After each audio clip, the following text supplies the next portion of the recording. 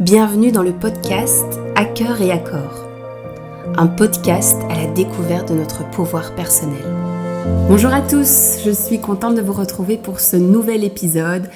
Aujourd'hui, j'avais très envie de vous parler d'une réflexion que je me suis faite il y a peu, qui est un petit peu la quête, je pense, de l'humain actuellement, parce que je suis persuadée qu'en fonction du temps dans lequel nous venons nous incarner, eh bien, nous recherchons des choses un peu différentes. Et ici, je peux observer qu'on est toujours en quête ou du succès, ou de reconnaissance, ou d'argent, ou en tout cas, il y a toujours quelque chose, une envie,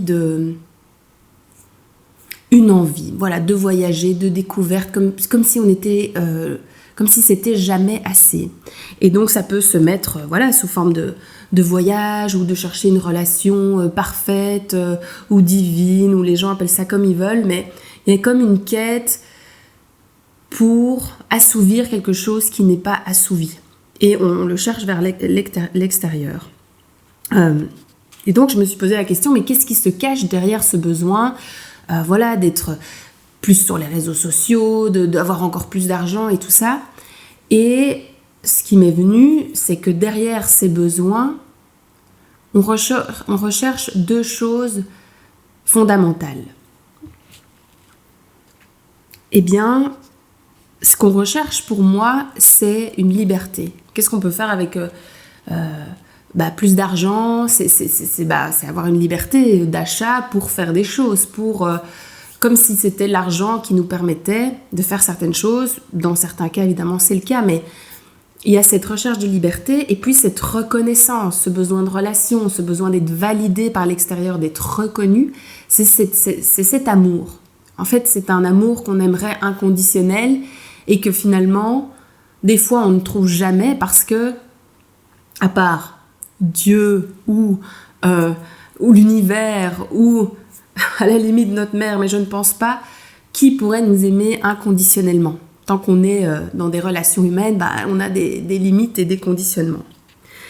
Donc je ne sais pas si vous êtes déjà posé cette question, mais quand on sait ce qu'on cherche, eh bien, on peut tout d'un coup mettre des choses en place pour se les donner. Et tant qu'on les recherche à l'extérieur de nous, eh bien, on va toujours être confronté à une certaine limitation terrienne, humaine, puisque quelque part, ce que j'ai observé, ce que j'ai remarqué et expérimenté, c'est qu'il n'y a que nous, en fait, qui pouvons nous donner cette liberté et cet amour inconditionnel que nous recherchons.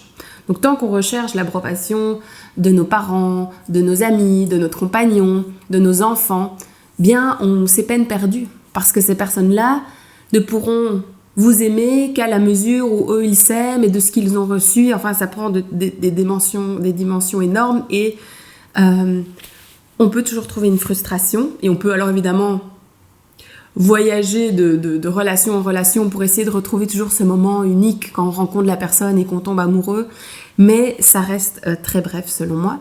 Et puis cette liberté intérieure qu'on a l'impression qu'on n'a pas par la société, par notre boulot, par notre couple, par nos obligations familiales, par notre tête surtout en fait, eh bien, tant qu'on est pris là-dedans, c'est qu'on n'a pas retourné le regard vers soi.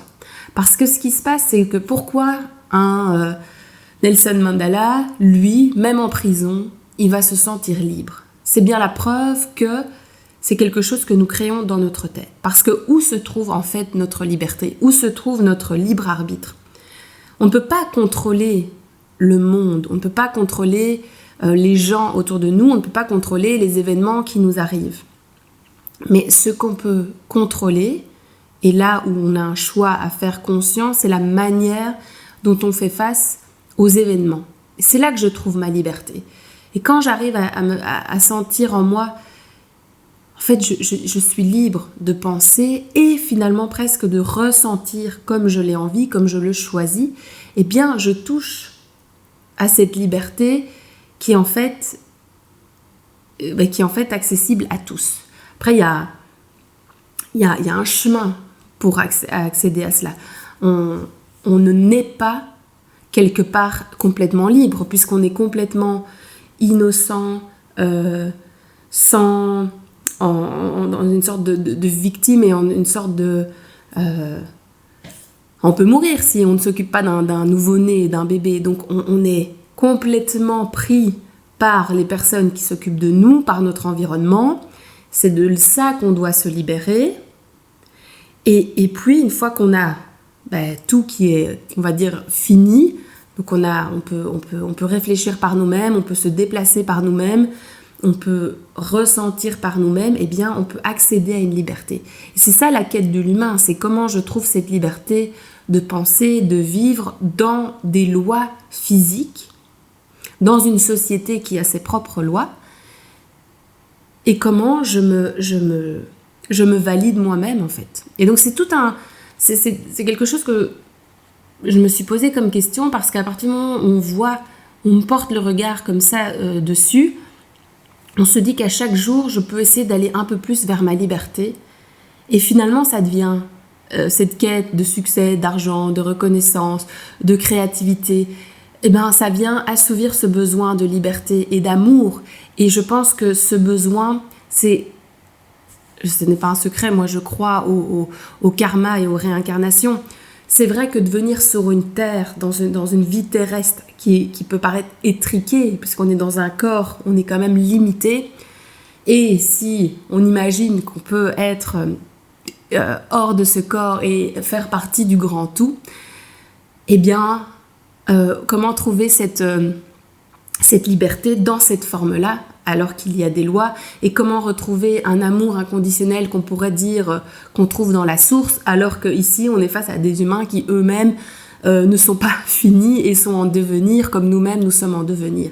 Donc la première chose qu'on peut faire, c'est de travailler ça sur nous-mêmes et se dire ok, comment je développe mon amour pour moi-même, parce que je peux exiger de l'amour des gens autour de moi, mais comment moi je les aime? Est-ce que moi j'aime les gens inconditionnellement? Est-ce que moi j'arrive à aimer tout le monde de la même manière et de répondre à tous leurs besoins comme eux le veulent au moment où ils en ont besoin? Ça paraît juste impossible puisque je dois me respecter moi-même. Donc l'amour inconditionnel, c'est l'amour de soi, c'est l'amour qu'on se donne. Et quand on se le donne, on n'est plus comme des mendiants à aller le rechercher partout ailleurs. Et plus on se donne de l'amour, plus on est rempli de notre propre liberté, de nos propres choix, de notre propre amour, plus c'est facile de le donner aux autres. Et plus il est clair et on n'est pas dans des relations un peu ambiguës, on ne connaît pas en fait l'essence de la relation même. Est-ce que c'est pour assouvir mes besoins? Est-ce que c'est pour un besoin de reconnaissance? Est-ce que c'est pour avoir un bien matériel? Est-ce qu'il y a quelque chose derrière tout ça? Alors que quand on est clair avec soi-même, c'est plus facile d'être clair avec l'autre. Donc revenir à ces deux choses primordiales, qui est trouver sa liberté dans la manière dont j'aborde la vie et me donner de l'amour, retrouver l'estime de moi, peu importe qui je suis, peu importe ce que j'ai fait, mais commencer par ça transforme notre vie.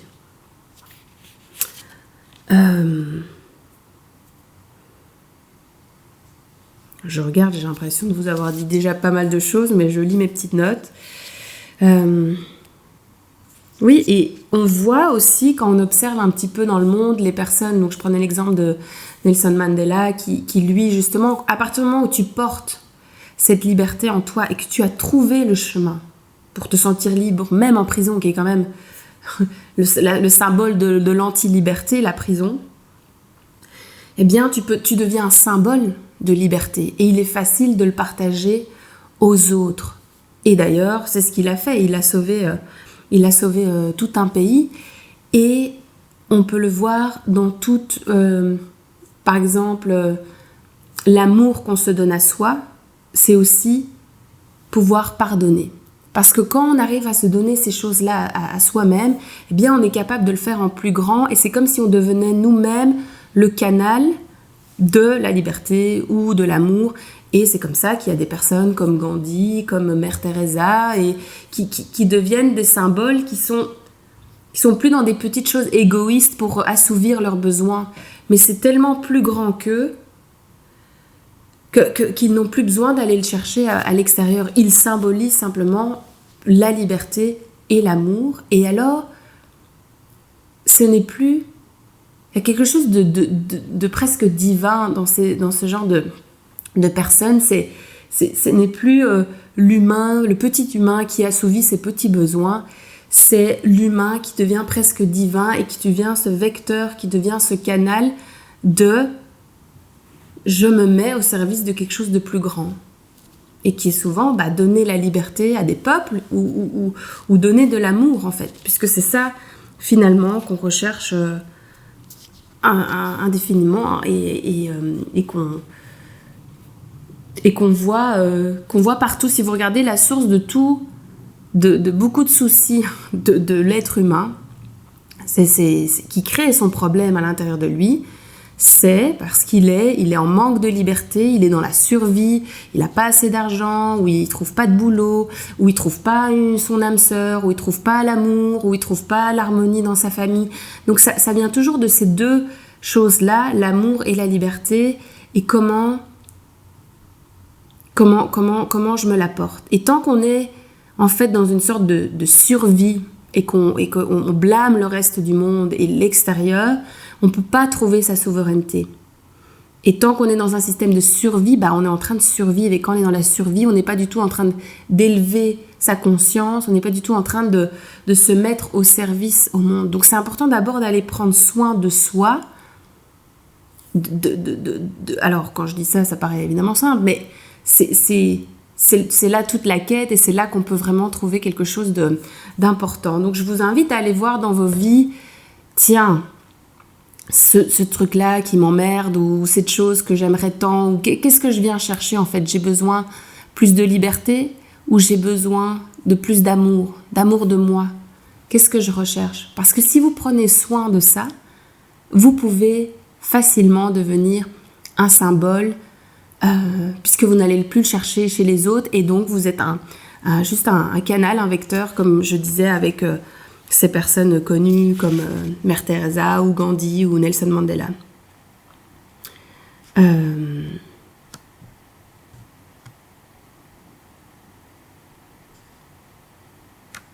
Voilà, je pense que c'est ça que je voulais vous dire, c'est qu'on est dans cette période de vie, dans cette de ce siècle en fait, où on est vraiment en train de se rechercher là-dedans. Et c'est vraiment notre job à chacun de le faire d'abord pour nous. Je vous dis pas de devenir un Nelson Mandela demain ou un Martin Luther King ou de ces personnes symboliques, mais déjà, si chacun pouvait faire ce job-là pour lui-même, eh bien, on transforme systémiquement les choses autour de nous. Puisque nous sommes des êtres en résonance, fatalement, si je commence à me donner de l'amour, je vais pouvoir déjà plus facilement en donner aux autres et je vais pouvoir aussi montrer l'exemple à mes enfants, changer ma dynamique dans mon couple, changer ma dynamique avec mes frères et sœurs, avec mes amis, et ça invite tout le monde à se redresser, à prendre soin de leur propre amour d'eux-mêmes et de leur refléter quelque chose de juste. Parce que quand on est en amour de soi, eh bien ce qu'on reflète est quelque chose d'harmonieux. C'est pas dans un but de recevoir. On n'est pas comme je disais tout à l'heure, des mendiants à réclamer de l'amour à tout prix. On devient simplement souverain de son royaume, de sa vie. On devient leader, on devient magnétique et on devient plus libre en fait, simplement. Donc je vous laisse sur ce questionnement. Où en êtes-vous dans votre liberté intérieure et dans votre amour de vous-même? Et je vous invite vraiment à prendre un temps pour voir dans quelle relation vous êtes en train d'esquiver la chose parce que c'est quelque chose que vous n'arrivez pas à vous donner à vous-même. Car croyez-moi, tout se trouve en nous. Je vous dis à bientôt et je me réjouis de vous retrouver pour le prochain épisode.